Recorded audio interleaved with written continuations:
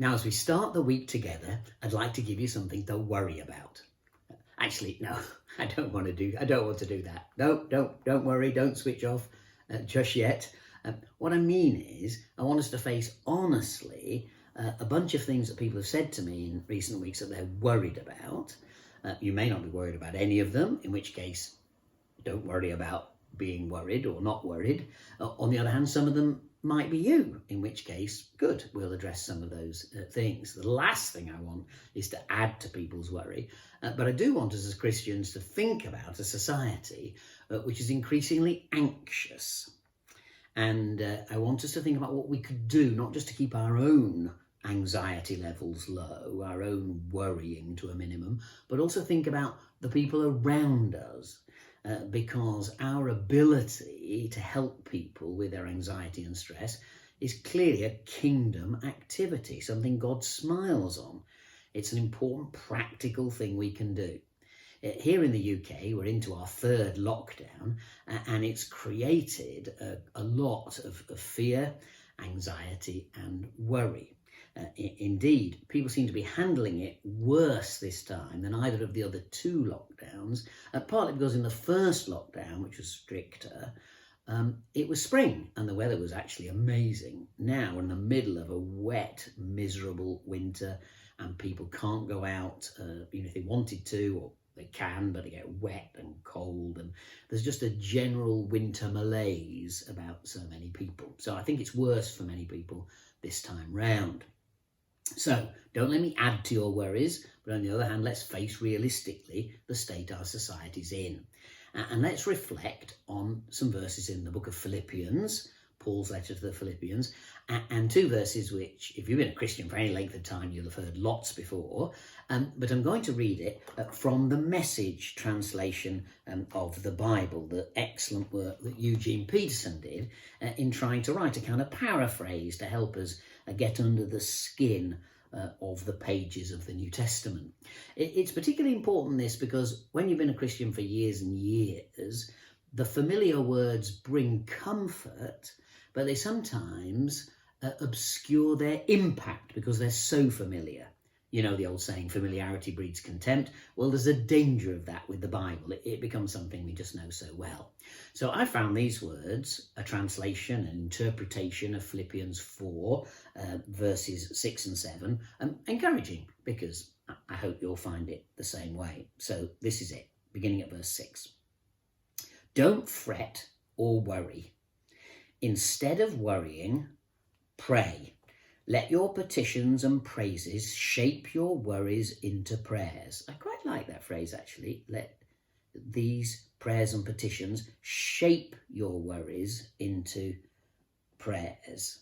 Letting God know your concerns. Before you know it, a sense of God's wholeness, everything coming together for good, will come and settle you down. And many people with anxiety just need to be settled down, don't they? So this is a nice and a helpful promise. It's wonderful what happens when Christ displaces worry at the centre of your life. Now, one of the things I think we should admit openly is that anxiety levels in the Western world, not least here in the UK, are at record levels. We know from an article that I looked at yesterday, actually, but more than that from personal experience, that people are anxious about a range of things. Here are some of them. They're anxious about whether their children are going to be permanently disadvantaged because of online learning and the way that's so inadequate compared to real teaching. We know, for example, that the tendency towards dark thoughts and fearfulness and even suicidal tendencies is rising among teens and early 20s. Many worry about what's the point of their life if their university education has been ruined and there's really not much hope of employment in the vast unemployment that's beginning and people expect to happen over the next year or so. People are worried about whether they'll ever see their grandchildren again. People are worried if they're going to live, they're older, if they're going to live long enough. They're worried that the vaccine won't actually deal with the problem because maybe it won't last very long. maybe they'll be in the 5 to 10% that it doesn't help. Some people have expressed a worry to me for the future that the police have been so keen, driven by government regulations, to stop people going for a socially distanced walk, so keen to fine people for doing that apparently innocent activity. Have they really got time to deal with genuine crime, burglaries, rape, violence, cybercrime and other kinds of things? Are the police being so incredibly distracted by these new lockdown rules and the pressure on them to enforce it? People have been telling me that they're worried that we're never going to get out of this lockdown cycle, and that the medics and the scientists who've so enjoyed their day in the sun telling politicians what to do and are going to find a way to have another variant of the virus coming up any time now, so that, gosh, we really need, despite the vaccine, yet another lockdown, or we need you to wear masks for the next 10 years in order to do it. I'm not exaggerating, people do say these things. They're worried about whether we're ever going to get out of this thing. The vaccine, yeah, great, but actually, will politicians ever let us loose, because they're terrified of anybody anywhere ever catching COVID, which of course is going to happen for many years to come, and we're going to have to live with this. So this is a selection of worries that people have, and there are dozens more. Worries associated with catching the virus and getting ill and dying, or worried about isolation, worried about family and friends, and so on and so on and so on. So, what are we going to do about it as followers of Jesus? The Jesus who Paul is telling us here in Philippians says that we shouldn't worry and we should turn our worries into prayers. Well, here are some practical things. We should certainly pray about our worries. Particularly if you're alone, you've got time to pray. You can bring those worries to God and you can ask for his help with them. But on a practical basis, it's very hard not to worry when you're on your own. You pray, you feel better for a few seconds, and then a worry bursts into your mind. You've got no one to talk to about it, and you haven't seen anybody for ages. And so if you're really anxious, pick up the phone, talk to a leader, ring your doctor if you've got to a point of such anxiety that it's out of control. Ring a pastor or a vicar or a mature Christian friend and talk with them. Don't suffer in silence at home. Don't stay isolated. You have my permission to deal with this worry and not think you're odd or strange. Don't think your faith is broken or failure because you worry. You're perfectly normal. Please listen to me. You are normal if you're struggling with some of these things. Now, some of you are saying, but Steve, I don't feel any of these worries. Well, great. Good for you. Your opportunity, as mine, is to be those who take these scriptures, anti-worry scriptures, and apply them to others. So this is a good time to be knocking on the door of a neighbour who maybe hasn't been out of their house for ages. They get their groceries delivered, but they don't really see a real human being to talk to. A cleaner is allowed in your home. Child provision for a young child is allowed in your home.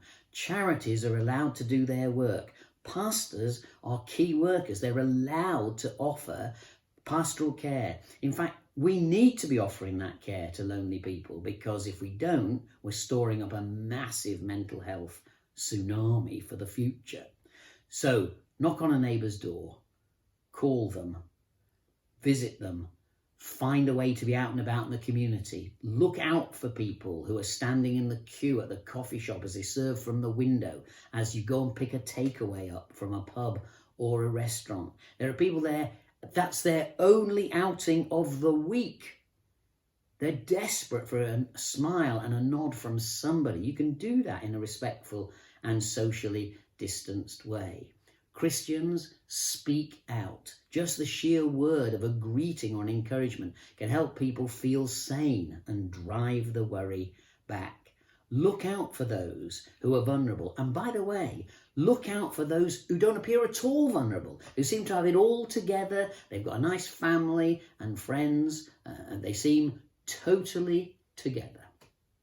I want to tell you, there are people I know in very high-powered jobs, apparently doing really well, who in the middle of family life, with physical people around them, are lonely and broken and very fearful, worried about the future. You can't see it because we don't meet so many people these days, hardly anybody for some of us.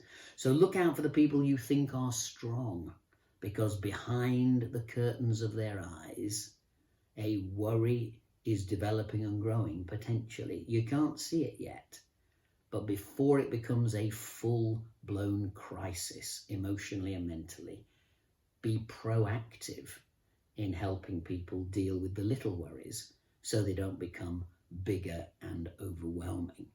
And so this is our opportunity as kingdom people, maybe a little anxious ourselves, but to find ways, without breaking the door, but to find ways to connect with people who do feel broken and isolated, because we were designed for community.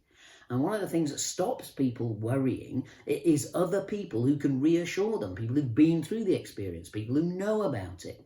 In normal community life, that's what happens. You bump into a friend and you say, oh, I'm really worried about this. And the friend says, oh, yes, actually that happened to me, but don't worry because this. All that community reassurance is absent. So no wonder worries proliferate. So may these verses be a strength to you today, an encouragement personally, but more than that, may they so fill you with the peace of Christ that they drive you out to be a worry avoider for others, to be a driver back of anxiety and stress. Don't fret or worry. Instead of worrying, pray. Let petitions and praises shape your worries into prayers, letting God know your concerns. And before you know it, a sense of God's wholeness, everything coming together for good, will come and settle you down. It's wonderful what happens when Christ displaces worry at the centre of your life. So my prayer for you today is that you will not be consumed by worry. You'll take some of these simple spiritual and practical steps yourself, but you will also, as this passage says, be a displacer of worry in others. To focus not on the worry, but on the God who's bigger than the worry. To focus on what we do have rather than what we don't have and can't look forward to at the moment. The food, the shelter, the security, the safety of all that we enjoy, so many of us. To focus on those positive things, not the things which get us down. So, God bless you. Make you a worry displacer this week as you read Philippians chapter 4 and as you live in the good of this Christ who takes our burdens upon himself and encourages us to cast all our care on him because he cares for us.